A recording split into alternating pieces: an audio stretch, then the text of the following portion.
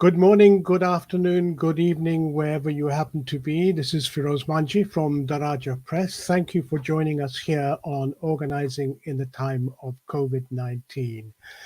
Today's guest is a remarkable woman who has been one of the leading lights in the Indigenous Climate Action, which is the only Indigenous climate justice organization here in Canada. And they are very keen to emphasize that this doesn't just belong to an individual, but rather is a collective action of people who believe in the power of transformative change. So I'm really happy to have with us today Eriel Deranger from ICA. A warm welcome to you. Thank you for joining us. Merci, Cho. Thanks for having me.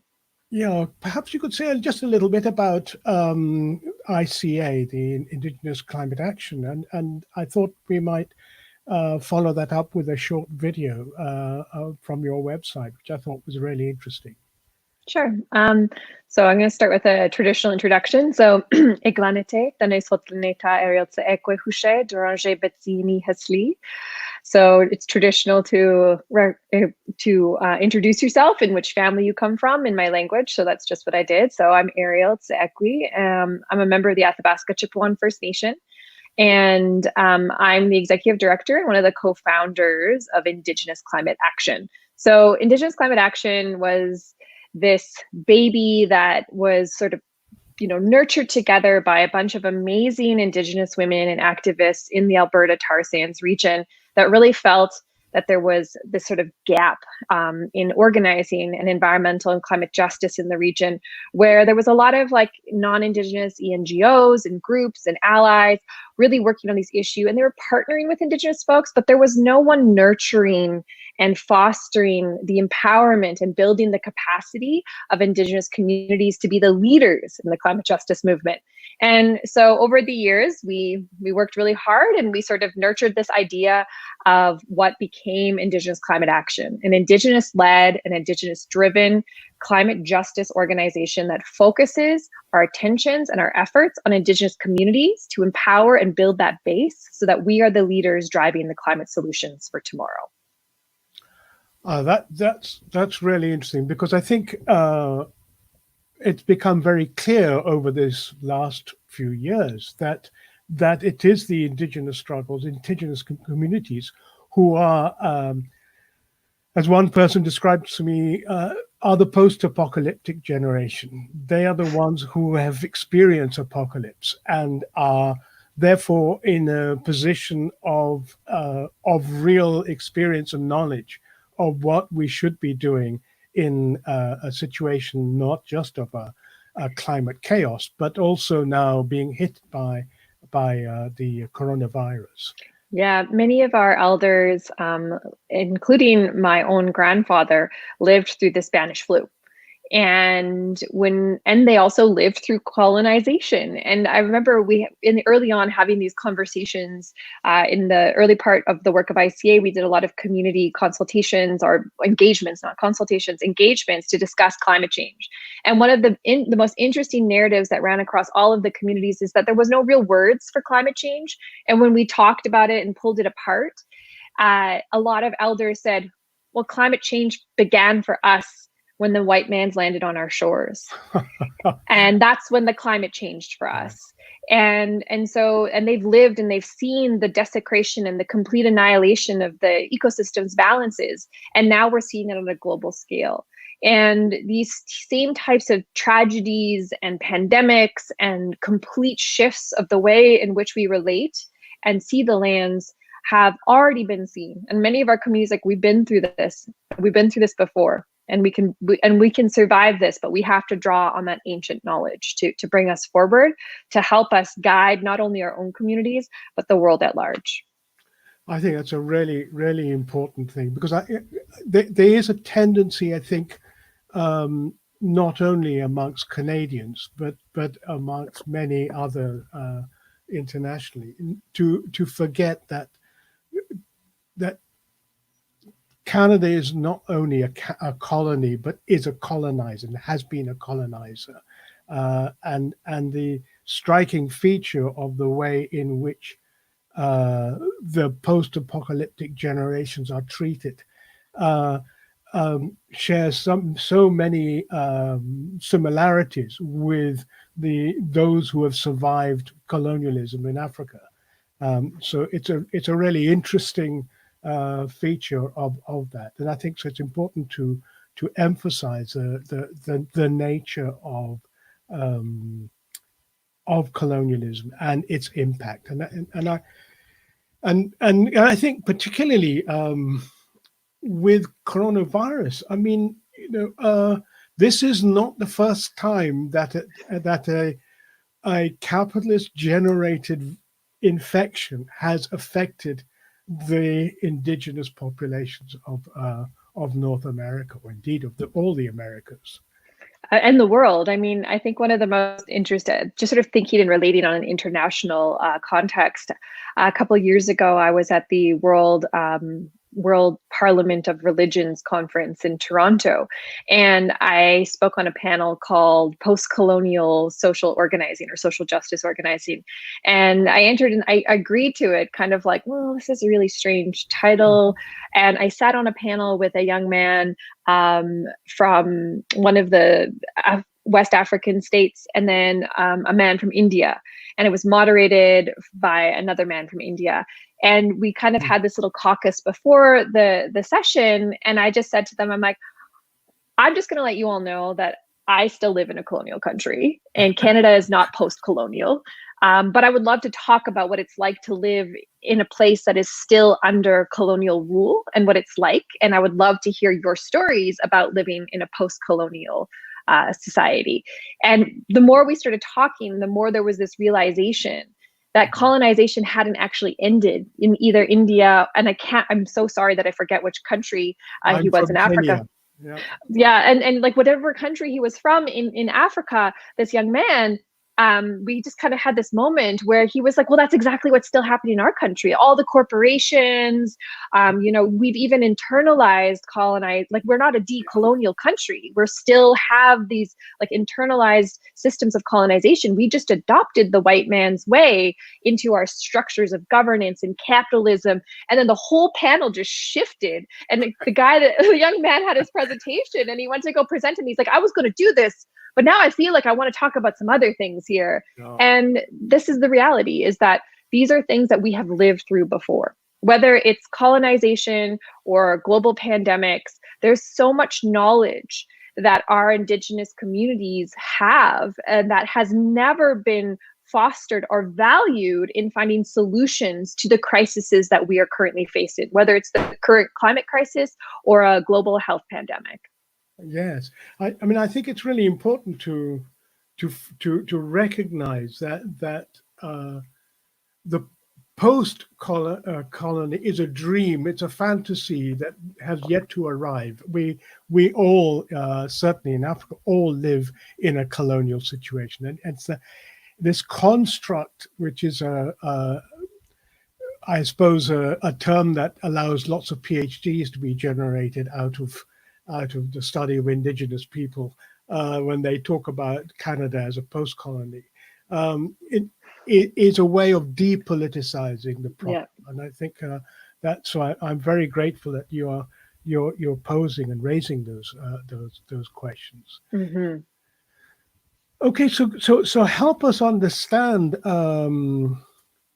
In terms of the different communities that many Indigenous nations spread out across this area called Canada, and indeed across the Americas, faced with the rise of the pandemic, one of the things that a lot of those who we've interviewed from around the world have pointed out to us is that what this virus has the ability to do is to clear the lens from our eyes to see the very nature of our societies. And it is always those most exploited, most oppressed, who are the ones worst hit, whose death rates are much higher. Is that being manifested within the Indigenous communities? I think Canada, or so-called Canada at large, has largely been incredibly lucky in the face of this global pandemic. And in that sense, like, we are, our numbers are relatively low.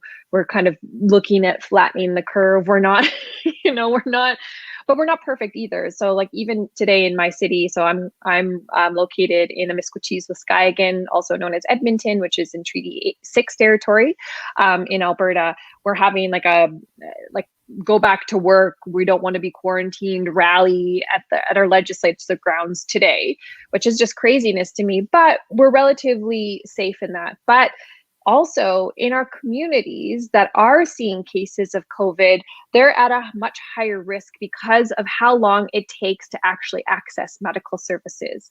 So there are many, many, many, many Indigenous communities, and not just First Nations, but the whole parameter of Indigenous folks. So there are over 630 First Nations communities in Canada. There are over 50 Inuit settlements in Canada, and then there are countless Métis settlements and communities across the entire country. So we're talking like over 700, close to 750 Indigenous settlements across the nation. Most of these communities have lower access to water, poor housing situations, issues to energy and water security, as well as food security. And the last one is like access to medical care. So my own community of Fort Chipewyan, which is located in northern Alberta and Treaty 8 territory, is a fly-in remote community. And there's a nursing station, which has like some medical facilities. But if you need actual medical emergency care, you have to be flown to the nearest hospital, which is in Fort McMurray. And that takes an hour almost for the plane to come, and then another almost hour to get back to the hospital. And when we're talking about respiratory distress or serious problems and complications that are now being seen associated with COVID, this can be a matter of life or death for certain individuals. And this has been the case. We have seen cases in Canada where Indigenous members that live in these remote locations have experienced COVID and have died because of the inability to quickly access medical services. In addition, the compounding challenges is of once this pandemic or this virus reaches these communities, the ability for it to domino effect and go out of control is exponentially higher because of things like energy, water, and food insecurity issues and housing insecurity issues, where we have multiple generations and multi-families living under living under one roof in very small quarters without proper water, without proper all of the proper things that we're told to wash our hands all the time.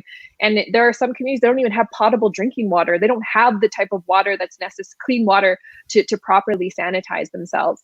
And so you can start to see those dangers. And what we've seen is that what happens when this happens is being reflected in the Navajo Nation, in the Dene territory in the southern United States. And the Dene are actually related to the Dene of the North. And our brothers and sisters in the South are seeing what happens when the history and the historical institutional racism against our communities that has not allowed us to have those sort of normal everyday luxuries that we're all used to.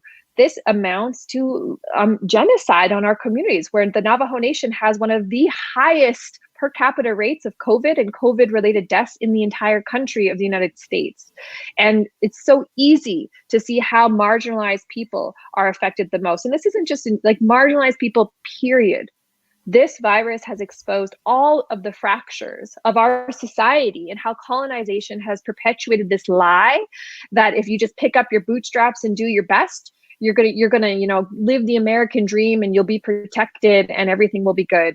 And that's just not what's happening. And Indigenous folks are seeing this for exactly what it is, which is just another symptom of how colonization has put us in extreme danger. So on the one hand, there is the frightening tragedy of much higher risk, the effects of that, the risks of death and so on, that's posed by it. But by virtue of the fact that it's revealing much clearer what actually exists in terms of the colonial nature of this state, does this present opportunities for organizing? In other words, is the future the yet another post-apocalyptic situation, or is the future potentially different? I think that these exposures that COVID has brought forward has really highlighted and illuminated the fallacies of these structures that we've been told, like assimilation tactics the world over have been attempted in a lot of Indigenous communities. And the fact that I introduced myself in my language is a testament to the resistance of this forced assimilation. My father is a residential school survivor, but my father is also a survivor of a pandemic, which was the tuberculosis pandemic. And he spent years in a tuberculosis hospital as a child. And there are some people in my family, because my dad never speaks of it, that assume that my dad might have been one of those medical experiment children. And so we see that these fallacies that have been sort of like shoved down, like, go to university, get a job, buy a house, do all these things. There's so much fallacy within them. And so this presents this huge opportunity, which I've seen in so many different communities across the country, where I have friends, I have comrades, I know of folks that are taking this opportunity to say, you know what, like all of these things that I was doing before, they don't actually serve me and they don't protect me. And what does serve me and what does protect me is my culture, is my language, is my teachings, is my connections to those places that we have strived so hard to protect. And this has culminated into so many people that I know literally just like packing up their stuff and going back to the land, learning their medicines, learning their language, learning how to live off of the land, leaning into their teachings and not leaning in to empire and the colonial state. They're not looking for those subsidies. They're looking for the subsidies that nature provides us, that our culture has provided us for millennia. Like these are the most fundamental, like they have shown us over like millennia that some of these things are not fallible. Nature is what it is. The sky, the water, the air, the land. These are things that can bring forward the water to nurture our bodies, the food to nurture our bodies, the medicines to nurture our bodies. And this is what we're seeing more of. Like it's almost like this undoing of the clutches of colonization have sort of culminated out of this moment, this crisis where many people are just like, you know what? We need to just undo this. Like capitalism bred this through predatory capitalism that has fractured our relationships with the natural world and has made us commodify everything. And even in the race for the climate crisis, we're seeing the commodification of air through carbon markets, market mechanisms. And none of this has actually reduced our emissions or led us to a place that we're reharmonizing our relationships with the planet to actually achieve climate justice. But in this moment, this destabilization of our ecosystems, there are biologists that are saying that this is what has led us to this pandemic and that we will continue to see more pandemics as we fracture the biodiversity of our planet. More viruses will emerge. As we encroach on spaces of species and ecosystems, we will see more pandemics emerge. And so we have to really think about, like, what are we doing? What is our relationship, not just with each other in this physical distancing world, but what is our relationship with the natural world? How do we reimagine what those futures look like? And there are so many of our communities that are saying we don't have to reimagine. We can just look back to and learn from the past and learn and see where we had those teachings about that reharmonization, where we had those teachings about the balances of our relationships with the natural world. And we can use those as a blueprint moving forward. That doesn't mean we need to go back to the way things were like thousands of years ago. It just means that those blueprints exist and that we don't have to look very far.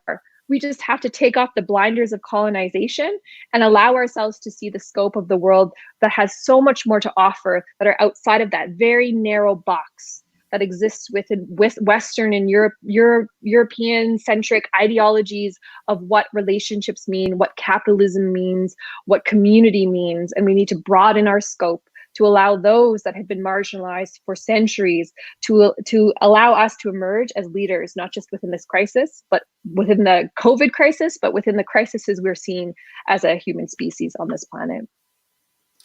It's so refreshing to hear about the importance of culture and to resuscitate it, to make it meaningful as a weapon in the struggle for emancipation of humanity. It's such a crucial. I mean, one of my great heroes is Amilcar Cabral, who led the revolution in Guinea-Bissau, and wrote extensively about the importance of culture as a weapon in the struggle for liberation. But which brings me to this point. I think it's very valuable, and I think there's an immense amount for all of us to learn from the understanding of Indigenous communities, of the relationship with nature, that we are part of that nature.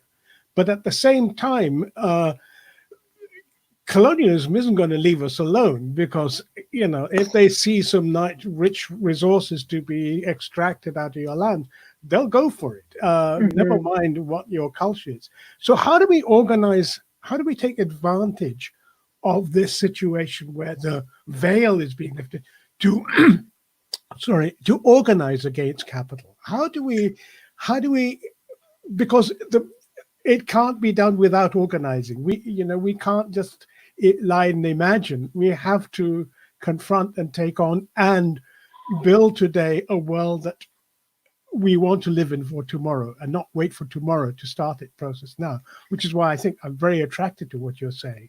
But please, how do we take that struggle forward? You know, I've been reading since this sort of isolation, physical distancing has been imposed. I've been reading this really wonderful book called Braiding Sweetgrass by Robin Kimmerer. And it is such a fantastic book that talks about, like, so she's a PhD in botany, scientist by trade, that realized after she had this epiphany, sort of post doctorate epiphany, where she was just kind of like, oh my God, like, I wanted to be so connected to nature because of my Indigenous culture and identity, and I wanted to understand the science of it, but the science was missing a key component to understanding nature. And that was the deep relationships and the connections that we have. And she's a, you know, middle-aged woman, and she's learning her language now. And she talks about that as a point of resistance, as a point of not challenging science, just like it's this idea we can't challenge necessary colonization, but we can in different ways. And this is a kind of a challenge of colonization as the pinnacle that we're trying to achieve, is that Indigenous cultures, our culture just generally, and the connections that humanity has to each other and to the natural world, provides us with the pathways that broadens the systems that we are currently living within.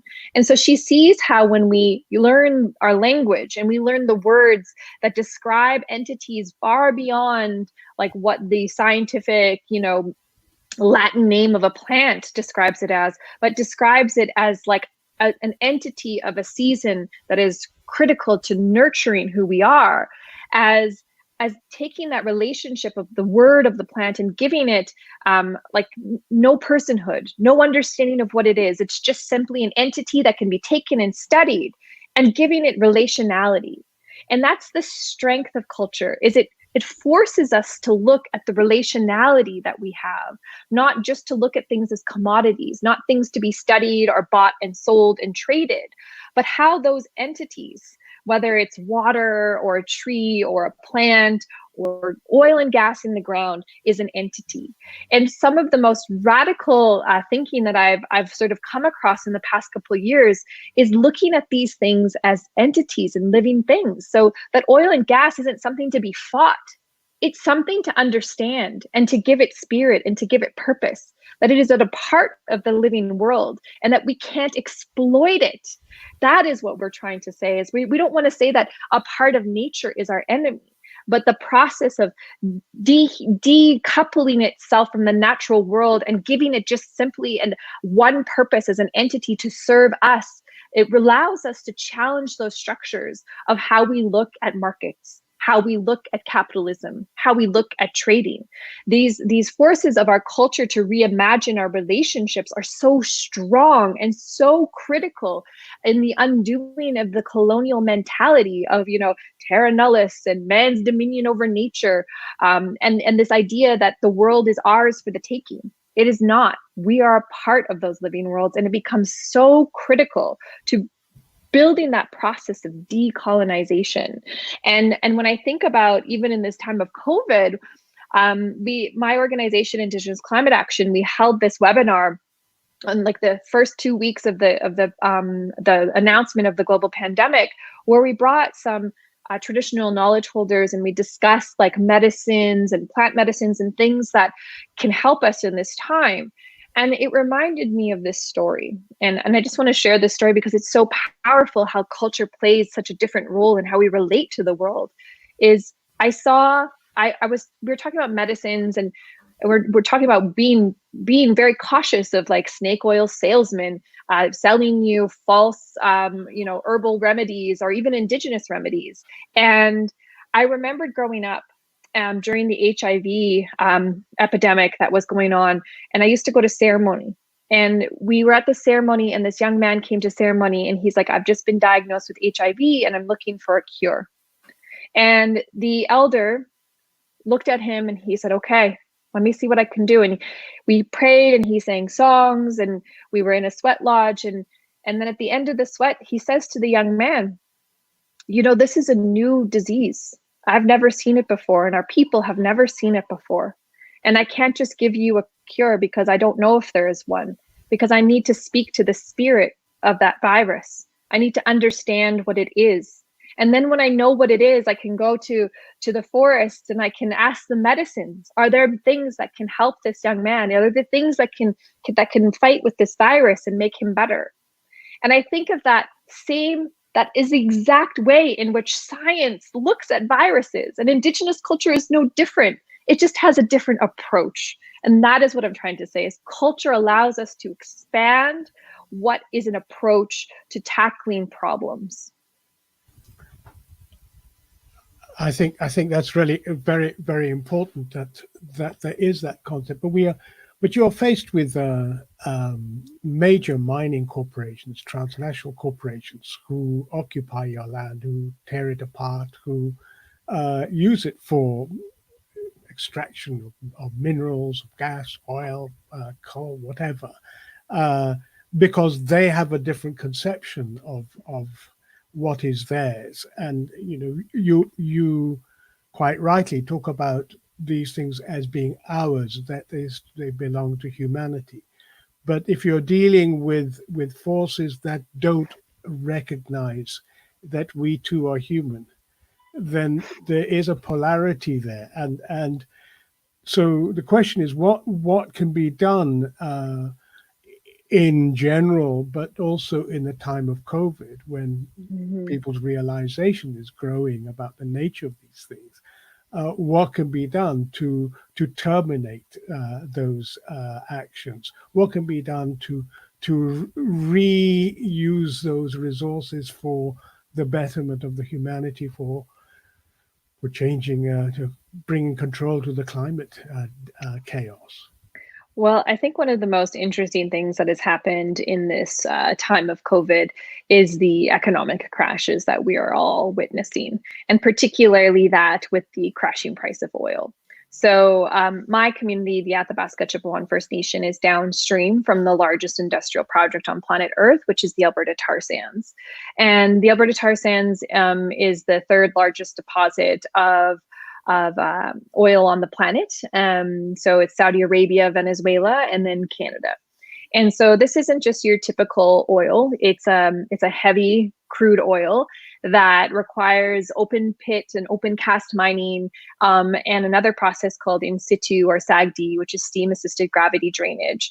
It is a hugely energy intensive, water intensive, and it requires the fracturing, destabilization, the destruction of ecosystems. And the byproducts of the extraction process are toxic contaminant lakes that they call tailings ponds that sit precariously close to the shorelines of critical waterways and in ecosystems that have been utilized by our communities for millennia. So we're talking about contamination of water, destruction and contamination of ecosystems, the increasing, it's one of the largest single sources of greenhouse gases in the country, which was emitting as many emissions daily as all the cars on the road combined in the country. And so we're talking about this ridiculous project downstream from us that was only economically viable when the price of oil was over $150 a barrel. We're now talking about oil being in the negatives. So the pandemic hasn't just shone a light on the fractures of our society, but has shone a light on the fallacies of these systems that have been told. I've heard people in my own community say, this is the new trap line, because our trap lines used to be on top of all these things and we can't go there anymore. And they're like, we have to be a part of this society because this is our new trap line. This is what's going to feed us, not through hunting and fishing and trapping anymore, but through giving us money to go to the grocery store. But all of these things are suddenly the fractures and the fallacy of them have been exposed. And I think one of the most important critical things to do at this moment isn't trying to save these ailing boom bust economies, these structures that have literally led to the cumulative degradation of our ecosystems, of our health, and of the global climate stability, but have led to the genocide of Indigenous culture.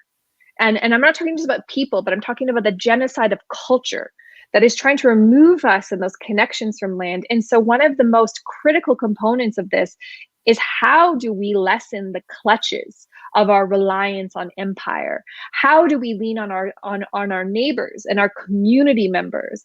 How do we build societies that aren't just reliant on the structures of numbers in bank accounts, that do very little to protect us, that do very little to actually ensure healthy water, clean environments, the things that require life to thrive?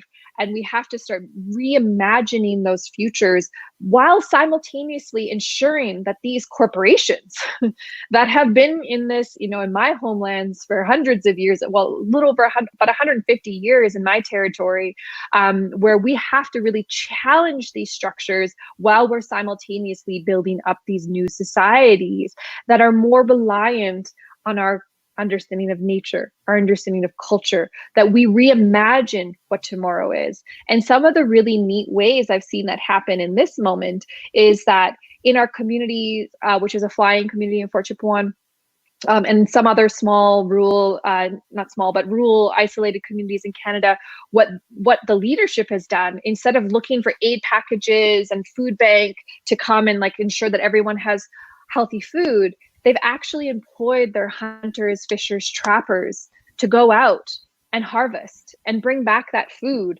and distribute it amongst the community. And that does this thing where it's oh, we don't necessarily need everything that this system has given us. And you start to undo very slowly those pieces. But we also have to reimagine that we can't allow those corporations to come back in. We have to push and advocate that this ability for us to sustain ourselves in the ways that we want to ensure that we have self-determination and sovereignty and autonomy of how we move forward, continues to happen. Because we're talking about communities that are being force-fed what their energy systems look like, what their economies look like, what their food systems look like. And we have to take this moment to say, no, I don't want to go back to that. I don't want to go back to normal. I want to go back to something that sustains and nurtures our communities. And that's going to take all of us demanding that. That's going to take the people that in Northern Alberta right now that are going to face one of the worst economic crises that they have seen in history, and force themselves to come together to reimagine what that future looks like, what our energy looks like, what our food systems look like, what our entire societies look like, because we cannot go back to those structures simply from an economic point and from a climate crisis I point, we think can't. we lost that last part. You're saying Oh. we have to imagine our new societies, what the new societies would look like. Yeah, sorry about that. Yeah. Technology. Yeah, We yeah. have to reimagine what those futures look like. We can't go back to the normal. The normal doesn't support us. It's boom bust cycles. It creates unstable ecosystems. It creates unstable economies. And we have to think about like how we can show up for each other, for the natural world, and for the future generations. Because right now, I know a lot of families that are struggling right now to figure out how they're going to go back to a normal, because there are no jobs up there anymore. And there's a lot of insecurity, but I think this presents us with a really, really great opportunity to reimagine what our futures look like. So, you have people like myself who've lived their lives in cities, whose children think that peas grow in tins or in bags. So how will you reach these people? What are the mechanisms for learning from the post-apocalyptic generations about what it means to reconnect and become part of humanity and part of the earth? So, I think that was one of those really stark contrasty moments for me as a young adult, when I realized that most of my friends had no idea where their food came from. Because I grew up hunting, fishing, trapping. We always had a small garden. And we were essentially poor for all intents and purposes. And so we had to constantly supplement our food with like our traditional teachings of food harvesting practices, learning how to like pick wild berries and how to store them. All of these things were part of how I grew up. And I think that, and I grew up in cities, like just like my family, just for the audience to know, like my family, I call myself a half a generation removed from the land, because as a young person, my family was living in our traditional trapline and territory, living completely off the land. But a uranium mining company somehow got the rights to our territory and forcibly removed my mother, my older sister, who was a small child, and my father from our territory with armed security, and forced us off of our land. And we moved to the city. But my parents made a point of every like fall, every summer, every season where you could, we were living in a wall tent on the land in the bush and learning those skills. And I think when we talk about city folks, it's not impossible to learn these skills. It's time for us to like take those blinders off, those blinders of colonization, those blinders of deeply entrenched predatory capitalism, and really think about where our money comes from, where our water comes from, where our food sources come from. And we have to unleash and uncouple that connection that colonialism has put on us. We have to like release our reliance on empire and start to look around. So really, we have to open our eyes and reimagine that world.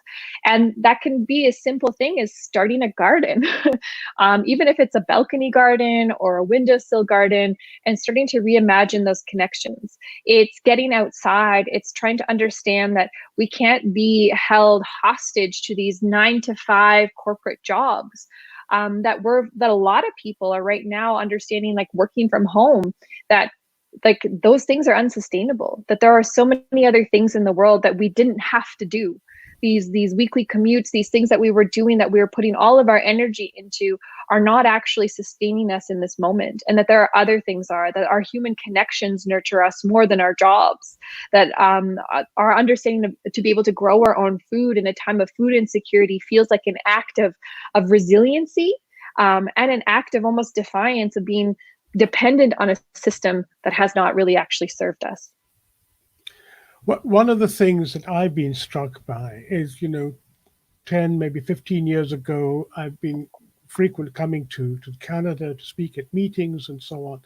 And in the past, I was really quite surprised that when I talked about Canada as a colony, as a colonial power, and about the treatment of its Indigenous people looked at me as if I was from the moon or something, but things changed in Canada, and and I'm just trying to understand what brought that about. And the sense I get it was the heroic stance taken by Idle No More, that said, no, we're going to argue this on our terms. We're going to organize around this. And there was a huge movement of solidarity that was built up around that. Isn't that kind of heroism is what's required today also to expand the respect and the acknowledgement of the experiences of the Indigenous people? I think that is actually happening in like in just a different way, because we're forced to, like everyone from the environmental to the human rights and the social justice organizing across the planet has had to shift and pivot in the ways in which we organize. But the simple acts that Indigenous folks are taking of going back to the land, learning their languages in this moment, instead of like, binge watching Netflix, people are learning their language, calling their elders, doing these things. These are our acts of being like, we're going to do it on our own terms. We're going to face COVID the way that we think is right for us. We're seeing prophecy stories emerge. We're seeing that as a window and an opportunity for us to reevaluate how we tackle and how we talk about COVID and how we attach this pandemic and this crisis and how it has exponentially and disproportionately endangers Indigenous communities and all of our knowledge keepers. So many of us were like, oh, I'll learn my language later. And now as our elders are the most vulnerable to this, people are like, oh my God, I need to learn my language now because my elders and my knowledge keepers and my language keepers, they're the most at risk. And they're kind of having this like aha moment. And I think like that was exactly what we saw with I Don't Know More, is there was these people that were like, oh my God, colonization has made us like believe that this is the system that we need to be a part of. And I Don't Know More is saying we don't have to, and we can do it the way we want to. And I really feel like there's this magic within that. And that's not the first time that it's happened. I Don't Know More was definitely in sort of the recent history. We think of this uprising or this resurgence. I don't want to call it an uprising, this resurgence of Indigenous peoples reclaiming and asserting their sovereignty and autonomy and self-determination. But we also saw that in 1989 to 1991 during the so-called Oka crisis, or the sort of the opposition that we saw in Kanesatake and Kahnawake, which are Mohawk communities in Quebec, next to the non-Indigenous community of Oka. And it was called the Oka crisis because it was a crisis for the white folks when the Native folks in that region said, no, you don't get to just do what you want. You can't just build a golf course and residential development over our sacred territories because you have the money to do it. Like, there are more important things than money. There are more important things than the capitalist systems, and we're going to say no. And that resulted in 1990 in this massive wildfire of Indigenous communities across the country in standing up en masse. I myself participated in occupations of legislature grounds, of public parks and areas. The blockading of Highway Number 1 happened simultaneously across the whole country. We saw people disrupting the status quo of business as usual. And we saw that again with I Don't Know More. And so we have these moments where every time that happens, it results in sort of longer term impacts in how Indigenous peoples are recognized by non-Indigenous and settler society. And I think that every time that happens, after 1991, we saw a total shift in the land claim structures of Canada, the legal structures to address claims against the government surrounding Indigenous lands and territory.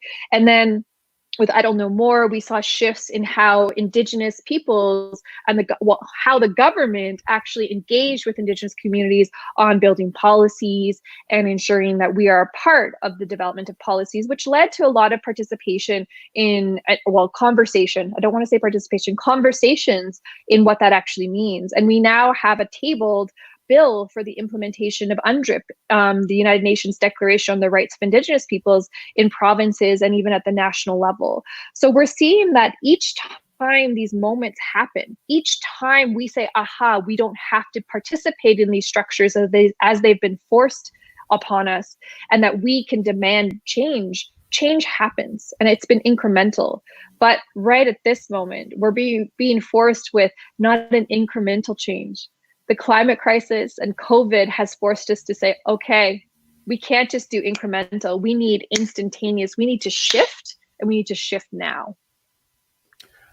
Very good. Let me ask you a sort of final question here, and that is, I attend a lot of meetings, both at the university and elsewhere, and each one begins with a statement about we're on unceded territory and so on. Well, I mean, what's your view about this? Well, I have two challenges with these land acknowledgements. First off, land acknowledgement doesn't really do anything. It just allows sort of those that are settlers to feel better about themselves because they're acknowledging where they're at. There's no movement to give the land back to the Indigenous people, just to be like, oh, I'm here. We're sitting atop of this land. There's no proceeds from any of these events going directly to those communities. There's no attempt to even, a lot of times there's land acknowledgement with no one from that actual land being a part of the entire gathering. So it's like, thanks for acknowledging, but where's your participation of those folks in this moment? And then the last piece is there's this like really strange thing that, for me, as like someone who belongs to a territory in Canada that's under a treaty. So Canada has, for those that don't know, has a series of different types of treaties, from number treaties to earlier sort of treaties, pre-Confederate and post-Confederate treaties. And when we say unceded territory of the Coast Salish or the Anishinaabe or whatever, what does that mean for people in my territory in Treaty 8? Like, we didn't cede and surrender the land. We were duped by language barriers where we didn't know that was like actually a part of the text of our treaty signings. We thought we were sharing the land. We thought we were entering into an agreement to work together, to allow us to live in harmony together. And it resulted in us being forced into reserve systems and isolated. And so we have to really think about our language and how we are literally continuing this like divide and conquer of like who's unceded, who's not.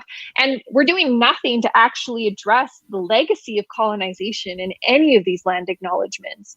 You know, a lot of the young folks are really frustrated by hearing people say things, today we're gathered on the traditional territory of such and such and such, and then moving on as if that's all you have to do. And I think we need to do more than that. We need to acknowledge that colonization has, like, if the people don't know any from those communities, they need to acknowledge that colonization and entrenched deep white supremacy has made it so that they don't even know how to contact that community. And they should acknowledge the fact that they are failing to do so, that they're participating in these systems of separation. And lastly, these young folks are just so, I mean, I love them. It's been such a fun thing to work with young people these days, because there's this whole movement in Canada called Land Back. They're like, we don't need your acknowledgement. We just need our land back. And land back is this idea that if we are given the autonomy and the self-determination and the jurisdiction to have control over our lands and territories, we would not see the type of destruction we are seeing. We would see different economies emerge. We would see different systems emerge that are more in line, not just with Indigenous rights and culture, but are in line with what it means to live a sustainable life on this planet. And that it's not just about having power and control, because land back isn't us getting the land back. It's giving the land back to nature. It's us reestablishing our relationships with the natural world. We don't want to own things. We just want to make sure that our relationships are reharmonized and that everyone's relationships are reharmonized. And that will fundamentally affect every system that we're currently living under, from economics to food, to health, to language, to everything. Because part of our language changes our relationship to the natural world. And I really implore those out there to look into Indigenous languages and how there are words in Indigenous languages that take an object and they make it have relationality to yourself and to the natural world. And it changes the way in which you see that thing from that point forward. And that is the beauty and the power of Indigenous culture, that I think, again, is not to replace something, but is to make it stronger, to make it more broad, to have all the solutions at the table. And so a land acknowledgement is just like an empty gesture. And if we really want to talk about changing things, it's about not just acknowledging, it's about giving the land back. Wonderful, Eriel. Thank you. That was excellent. Thank you for joining us on this show. I think it's a very nice way to end. Do you want to make a final message to people who are watching? You know, I think it's really important to recognize that wherever you are, there's probably an Indigenous culture, Indigenous peoples out there. Our organizations, our work is some of the most underfunded, under-resourced, and under-supported work. Even in philanthropy, it's like less than 1% of philanthropy goes to frontline Indigenous and marginalized POC groups.